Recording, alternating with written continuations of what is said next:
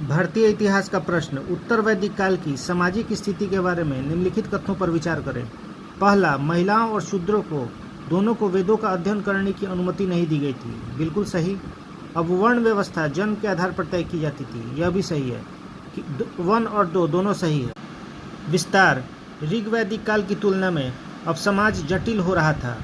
पुरोहितों ने लोगों को 4 समूहों में विभाजित कर दिया था, जिन्हें वर्ण कहा जाता है। प्रत्येक वर्ण के अलग अलग कार्य निर्धारित थे। पहला वर्ण ब्राह्मण का था। दूसरे स्थान पर शासक थे, जिन्हें क्षत्रिय कहा जाता था। तीसरे स्थान पर वैश्य तथा अंतिम शूद्र थे। महिलाओं को प्रायः शूद्रों के साथ ही वर्गीकृत किया जाता था, जिन्हें वेदों का अध्ययन करने की अनुमति नहीं थी। पुरोहितों ने यह भी कहा था कि ये समूह जन्म के आधार पर ही निर्धारित किए गए थे। उदाहरण के लिए, यदि किसी के पिता और माता दोनों ब्राह्मण हैं तो पुत्र अपने आप ही ब्राह्मण हो जाता था।